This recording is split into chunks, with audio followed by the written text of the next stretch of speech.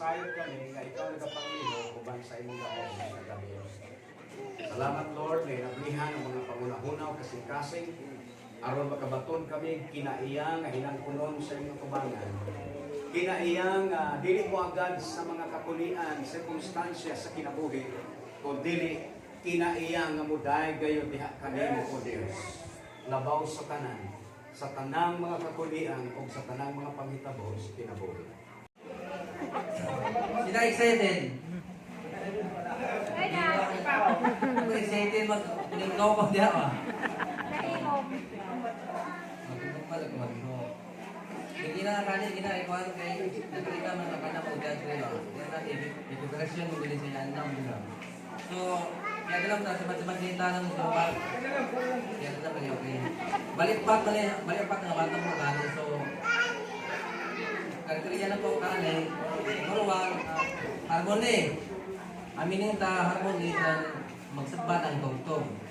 Kahit naman ako yun yung mga piyak magkantahon ko, tapos ang gitara ng kalabaw-labaw, pagpalot at drama na pagkalimao, so, kaya, naman ko magpiano na, mga dara mabaho, mandrama na. So, kaya na ginawa nga matulog na pala na unity. Salamat sa bansa, maglabaw yung ganyan. Pati ang dimanta na kapoy din yung maglabaw sa kanila. Balance, magkapantay tanan. Para malinis, mapanlanan, para okay. No. Ikaduwa nga, bata mo ginawa ng mga mastere. Ang mastere sa manugtugay nga kabisado ikaw ang chords na kanta din siya.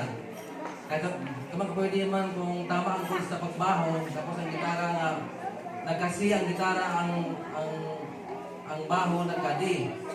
So, hindi pwede no, sa Bisaya pa. Basta Bisaya mo gamay para sa gamay. So, ikatulo, state present. So, tagaan naman rin sa mga nagkurumansa ganoon. Siguro mga sinutan na kanya mga mag-sporting. Kaya kasi mag-sporting para to, para timaan namin. So, isang content siya sa unod na mga plano niya, napiginan yung mga kanta sila. Unod na kanta ko sa makaimaya at timano. So, lang, simple lang. So, tiyaw mo na 3 days. Samtang kami dito ng Thanksgiving kay isa na kadlaw. Di ba kita isa kadlaw kay ano na, so to alas 9 mo, alas 5. No, so dito siya isa kadlaw. Nya ang kaon murag payunto ra. No, dali grabe. Na ano jud naatanan, murag kung ato siyang ibalhin sa mga Katoliko mo sa Katoliko kay pista. No, mauni ang nindot nga pista nga diha sa Ginoo kay ang paghalad o pasalamat sa tibuok natong kinabuhi. Tanan jud gihalad mga nadunggan ako mga pledges, grabe. Lupig ang taga-syudad sa inyong mga pledges. Mao na ang panalangin gyud gihatag sa inyong tanan. No, so salamat kaayo sa inyong tanan sa pagpa-experience ni ani. At least na ako'y bitbiton another idea nga mahatod nato dito sa syudad. Nga pwede man di ay ang ani. No, mag-Thanksgiving. Salamat ka Surya. No, wala siya. Question and answer. Apil ang mga tigpaminaw. No, mo apil, mangutana o mo share. No, so dirita dadong tamo sa topic nga approved by God. Tanan na itong gipangbuhat, tanan makabuhat ta, tama? Amen? Pero ang pangutana, nag-approve ba ang Ginoo sa imong gibuhat? No, so lihat ta magsugod sa ato akon. Kining tanan na itong gibuhat, tanan na itong mga kaning pagpulaw nato sa mga magluluto. Grabe no, patingdalhana ang mga nag-decorate, ang mga nag-hosting, ang mga tanan nga nagbuhat. Kabalong mo, grabe ang kakapoy ana. Pero tungod kay gipahimaya ninyo ang Ginoo, ang joy mao na ug mawala ang tanan kahapon. Amen. So dirita paki-open sa inyong mga Biblia dirita sa 2 Corinthians chapter 10 verse 18. Dirita sa tuang opening verse dirita mag duyog sa aming verse. Ay ba yung mga Biblia? Okay, sige. Open ta sa ikaduhang Korinto, 10:18. Mamalihog ko sa kinsay mga kita, pakibasa.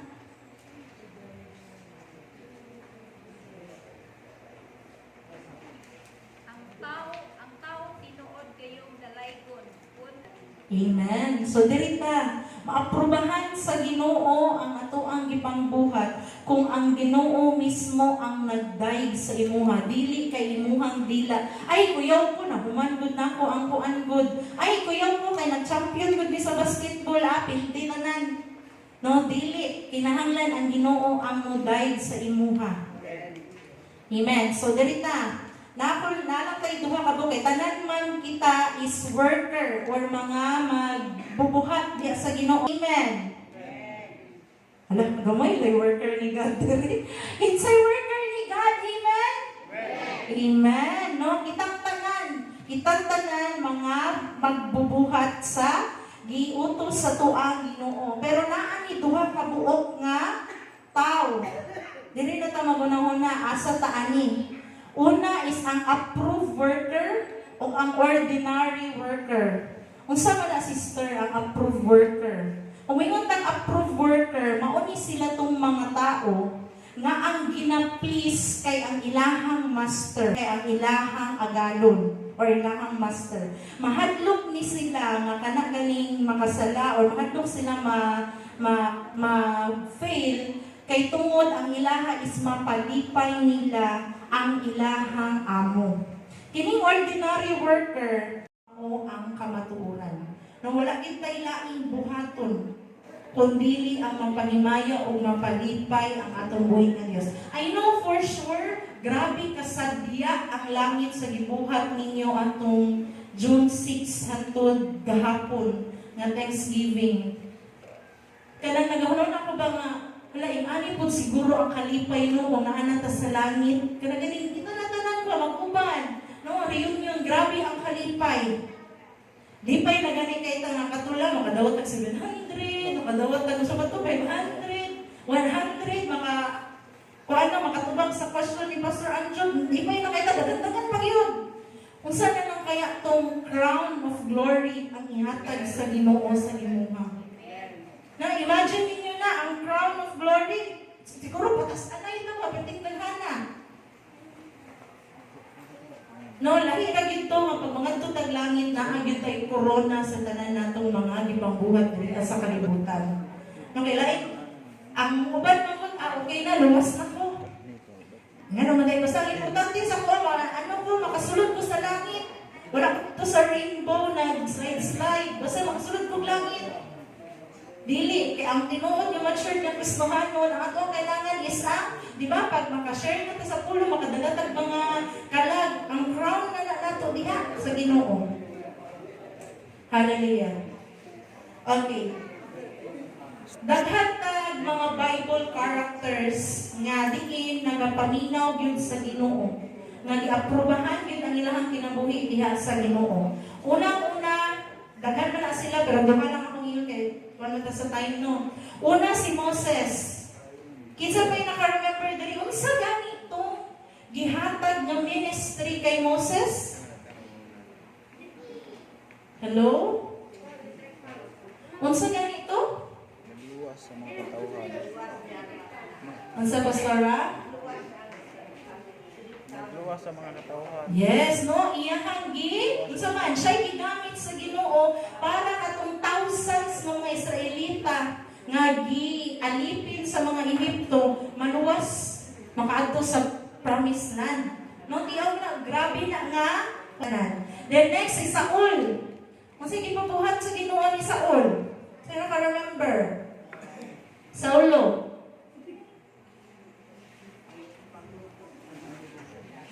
Hala, si pastor. Sige na, sige na. Sige buha. O sige, ko ani Saulo. Nang ano, bitaw ko yung ipa Sunday school. Ingani ba yung na Sunday school? No, kanang jo, dili lang ang lecture ng magkuhan. Kay Sunday school, kung sa eskwelahan, ang maestra, ang istorya, ang nawag na estudyante, ang gipag, lutos, kabalo na sila pastor, maulaw sila. Dapat ako maulaw, no? Kaya taga-dirigyon mo. Nang sumuna, gibuhat ni Saulo, pero unsay gihimo nga encounter sa Ginoo sa iyaha. Ay, matala na po. Unsa man? Unsa gibuhat, di ba? Nang lutos na siya. Unsa may gibuhat nga encounter sa Ginoo sa iyaha?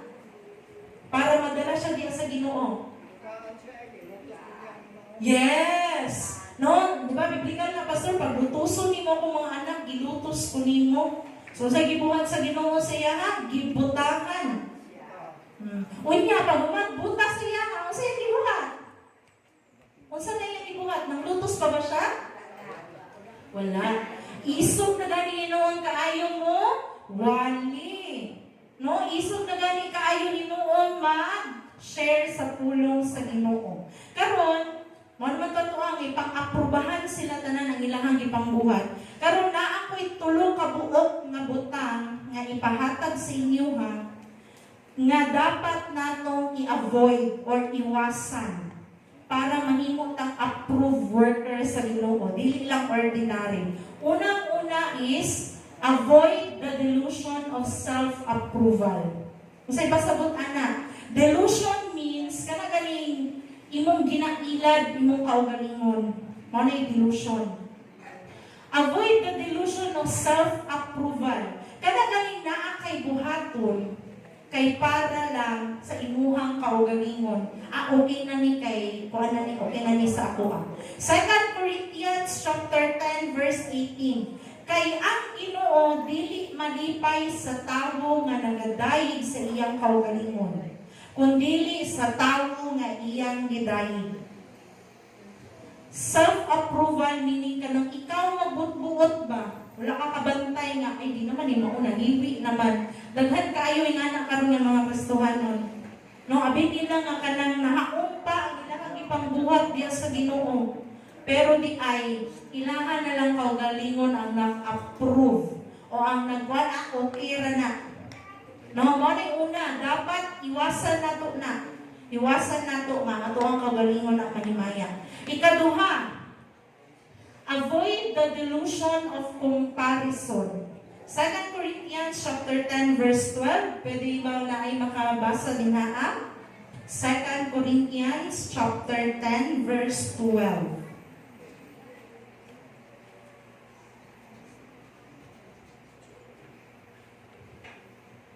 Inoon dili kami mangahas aron ilhon o itandi ang among kaugalingon ni atong naguna nga labaw sila.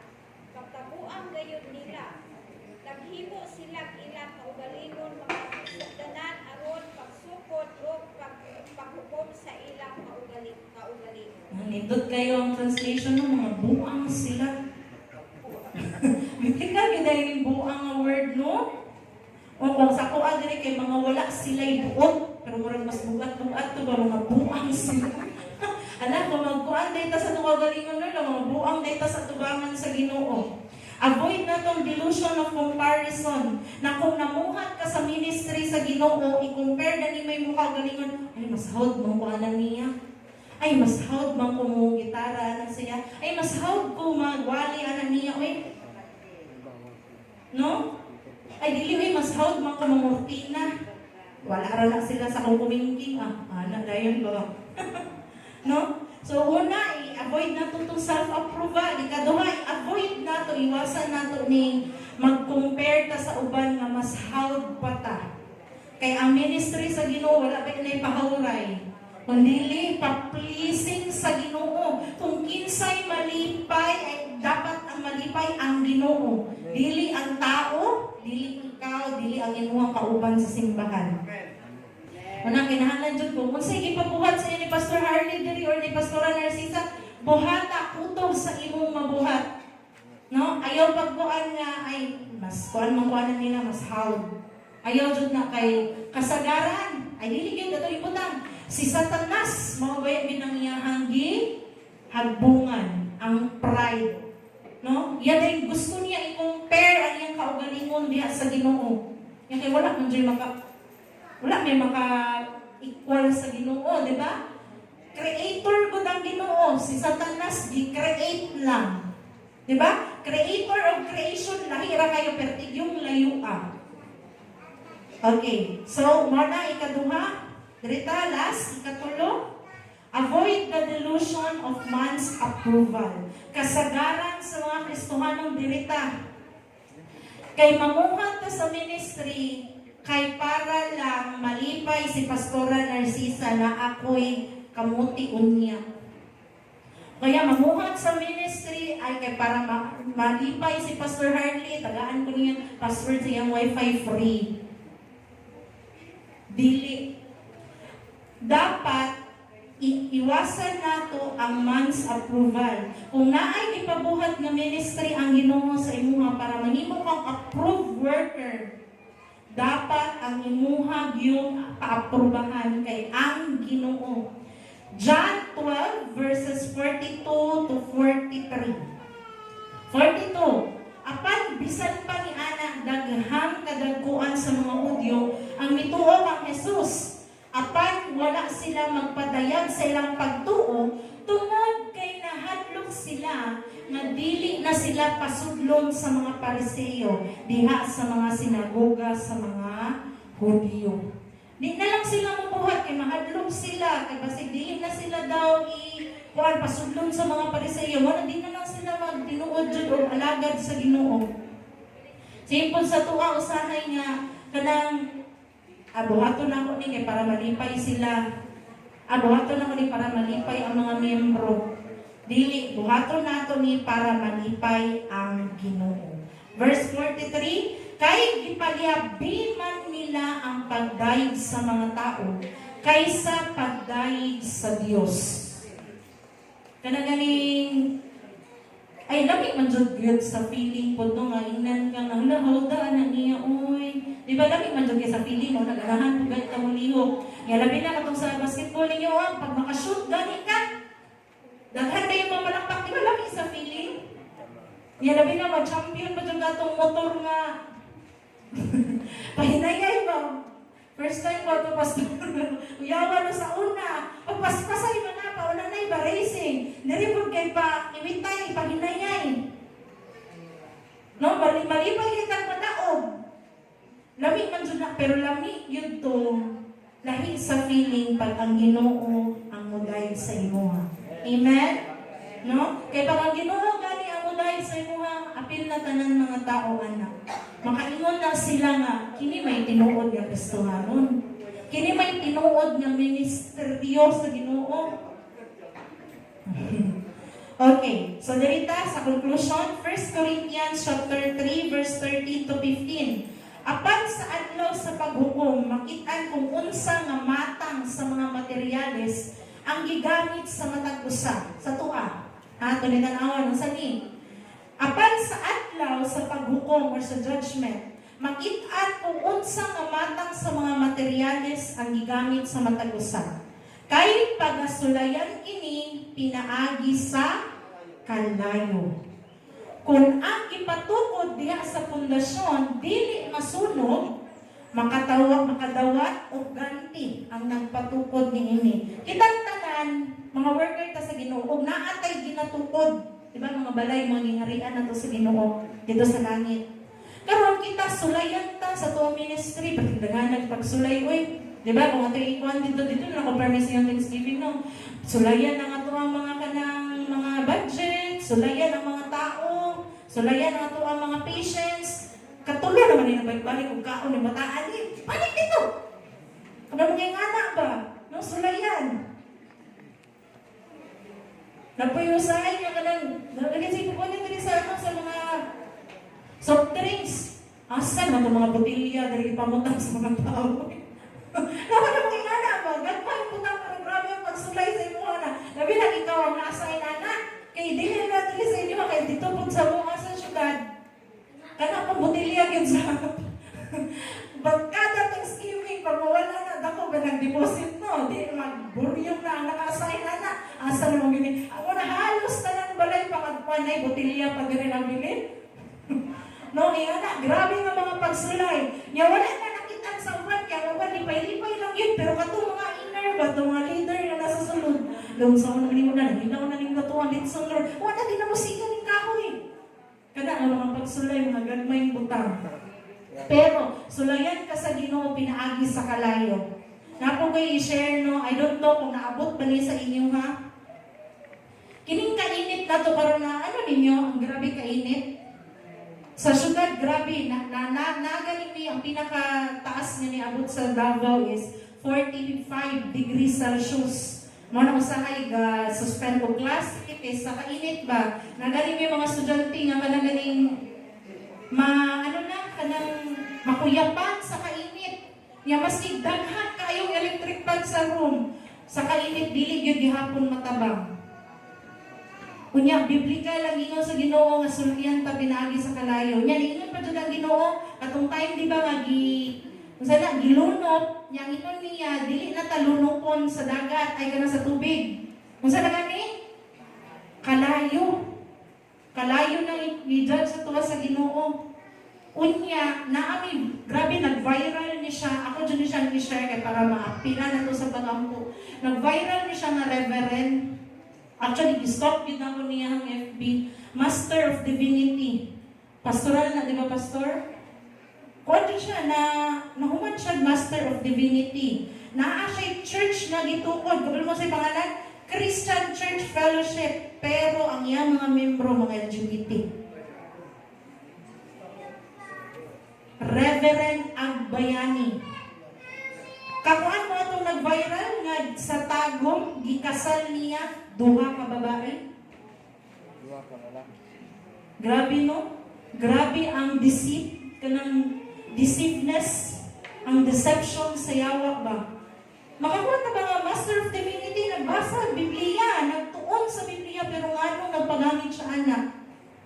Ako dyan siya gi-stop dili kay follow ko sa iya, halanan niya. Ako ginastok kay gusto na ko mahibal-an sa iyang mga lihok o sa iyang mga plataporma anak. Dito na ko nahibal-an niya kanang ano day sila kanang ganing kasal siya mga babae itong sa Tagum. Yang bago sa Quezon na pod lalaki na sad yang ikasal. Nakakuha yun sila niya ang iyakapang kanang mga istorya-istorya dito sa post niya. Gi-differentiate niya ba kay kuan ba daw to kanang Holy Mass or Holy Union, dili daw to kasal. Pero para sa atoa, dili daw sila makasala atoha kay Holy Union ra daw to, gi-bless sila nga panaguban nila. Okay, sige, okay, dili ta makakuha na ha. Di ba pag mag-asawa mo, naa mo mo'y buhaton, di ba? Diha, nakasala na. Nakasala na taan na. Kay, di ba, bawal gani ang babae sa babae makikilawas. Ang lalaki sa lalaki makikilawas. Ay, kung ina sa kwarto, magtinutukay na sila.